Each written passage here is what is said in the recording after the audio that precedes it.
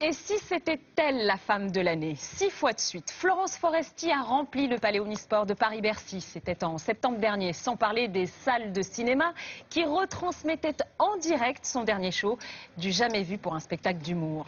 Folie des grandeurs ou ambition salvatrice, nous nous sommes intéressés à la personnalité de Florence Foresti. Souvent décrite comme une joyeuse insatisfaite, une perfectionniste jusqu'à l'angoisse, son portrait est signé Quentin Canette.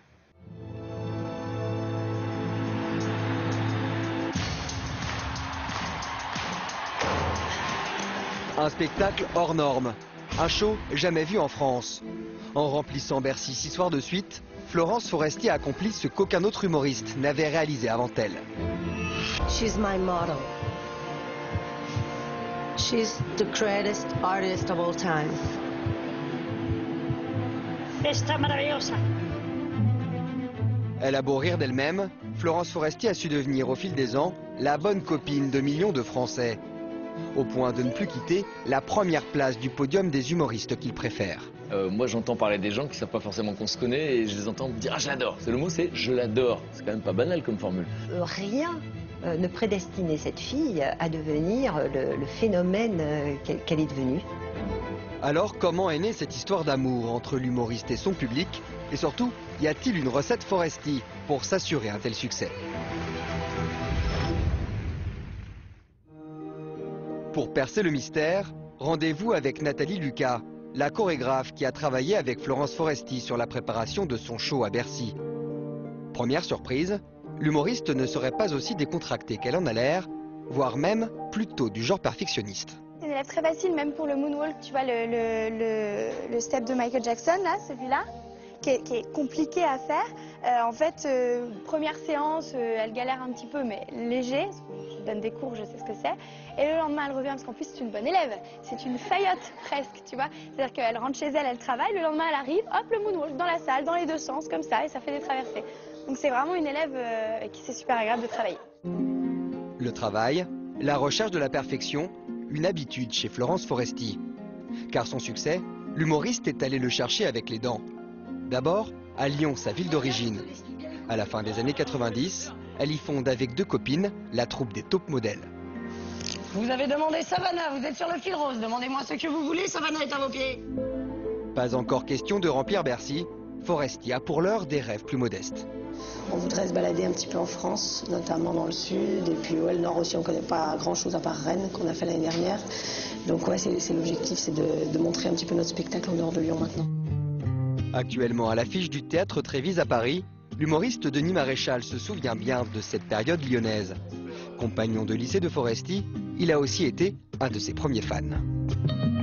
Elle pouvait imiter des profs, elle pouvait recréer une situation. Ouais, le petit sens de l'observation qui est nécessaire quand on veut être comique.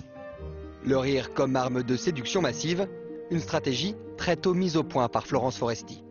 Elle était fascinée par sa grande sœur, elle collait toujours sa grande sœur, comme elle disait, et elle a eu besoin de trouver sa place, de trouver son identité. Et très souvent, quand on est le cadet ou la cadette, c'est un peu en faisant le zouave.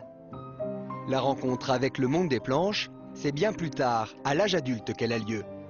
Plutôt du genre angoissé, Foresti a d'abord préféré la sécurité d'un poste d'infographiste chez EDF, jusqu'à ce qu'elle découvre le théâtre. C'est une amie qui l'a emmenée au cours de théâtre, et à ce moment-là, elle faisait beaucoup de crises d'angoisse. Elle ne savait pas pourquoi. Quand elle est allée à ce cours de théâtre, elle a bien entendu été prise d'une crise d'angoisse au moment de monter sur la scène, et le prof de théâtre lui a dit « J'en ai rien à faire, tu montes, tu dois faire ton truc, et tu vas le faire. » Et alors tu vas avoir droit à la totale? Tout le traitement, la mairie, l'église, la robe blanche. Tu peux pas la prendre grise? Le rire pour vaincre ses angoisses, Foresti ne va plus lâcher la scène. Remarqué par Anne Roumanoff qui lui propose de faire la première partie de son spectacle, l'humoriste s'installe à Paris, se lance dans son premier one-woman show avant que tout s'accélère. Ensuite, elle est passée au Splendide et elle a eu en même temps France 2, Ruquier. Donc voilà, ça s'est très bien goupillé, très bien enchaîné. Et comme en plus, elle a du talent et qu'elle fait les bons choix, ça a été fulgurant. Un passage à la télé qui révèle Foresti au grand public, mais lui procure aussi de grands moments de stress. Chez Ruquier, il lui fallait camper chaque semaine, trouver des personnages. Alors il y avait Marie-Sophie de la Coquillière, il y avait l'adolescente, elle a fait Isabelle Adjani, elle a fait Madonna, et effectivement il y a eu quelques femmes politiques. Mais je pense pas que ce soit, c'est pas une chansonnière, c'est pas la politique qui l'intéresse. Bien, on a 4 sketchs en cours. Et il est 10h53. Mais ça a été supprimé. Qui a eu cette idée? Non. Ah oui. Ah oui? Ah oui. Oui. Et qui a eu cette idée? C'est Jacques Chirac. Formidable. Voilà. Ça fait pas tant. Voilà. Parfait. Voilà, ça c'est bien. Voilà, ça ce sont des idées. Vous savez, cet homme devrait être président de la République. Je le dis depuis longtemps, vous savez. Vous savez, depuis longtemps. Ah oui? Mais il l'est. Formidable. Bravo. Là, pour Jaco. Moi, j'en ferai là. L'époque des premiers succès et des premières rencontres avec le monde du show business. Comme le raconte un de ses amis, l'animateur Frédéric Lopez. Si j'ai eu la chance extraordinaire d'assister par exemple à la première rencontre entre Florence Foresti et Jamel Debbouze, eh ben, je peux vous dire que c'est un dîner que vous n'oublierez jamais de votre vie. Parce que Florence a fait le show pendant 6 heures. Elle avait tellement envie qu'il la trouve formidable parce qu'elle était fan de lui déjà. C'est que son premier sketch, quand elle monte sur scène dans un petit café théâtre lyonnais, elle fait rire tout le monde en disant « Oui, je connais très bien Jamel Debbouze ». Et tout le monde rit à l'époque parce qu'évidemment on sait que c'est pas vrai. Il se trouve qu'aujourd'hui ils se connaissent très bien. Mais sa vraie rencontre, c'est avec le grand public qu'elle a lieu. Oh, je sais ce que vous vous dites. Mon Dieu, qu'elle est belle. Oui, bon, bah ça va. Bon, là, c'est peut-être pas flagrant aujourd'hui. Bon. Oui, non, ça saute pas aux yeux, c'est normal, c'est parce que j'ai mon costume de comique. C'est pour ça, j'ai fait exprès, là. Je me suis mochisé, là. Hein? Ah bah si, pour me rapprocher de vous, hein, tout simplement. C'est comme un dialogue où le public ne parle pas, quoi.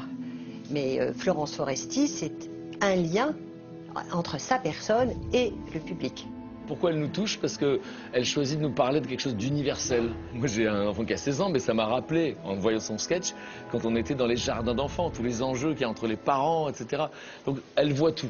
Les papas, c'est très récent l'éducation des enfants pour eux. Moi je me rends compte quand je vais au parc pour enfants, tu sais, au square, avec ma fille, et ben je vois de plus en plus de papas. Félicitations messieurs, bravo, c'est bien, super. Vous avez vu, on se fait chier, hein. Un spectacle, Motherfucker, sacré meilleur one-man show au Globe de Cristal en 2010. Un film Hollywood vu par plus de 2 200 000 personnes. Florence Foresti, l'éternelle insatisfaite, est aujourd'hui au panthéon des humoristes préférés des Français. Elle commence à apprécier le présent, ce qui n'a pas toujours été le cas, comme souvent les humoristes, les anxieux. Elle apprécie le présent et j'ai l'impression que de plus en plus elle apprécie tout ce qui lui arrive et tout ce qu'elle fait. Parce qu'avant elle était très sévère envers elle-même et envers tout ce qu'elle faisait. Le danger c'est d'être trop heureuse et de devoir cesser de faire rire les gens. Mais enfin bon, elle en a sous le pied, pas du malheur, hein, mais du talent. Donc je suis pas inquiet, elle fera rire longtemps.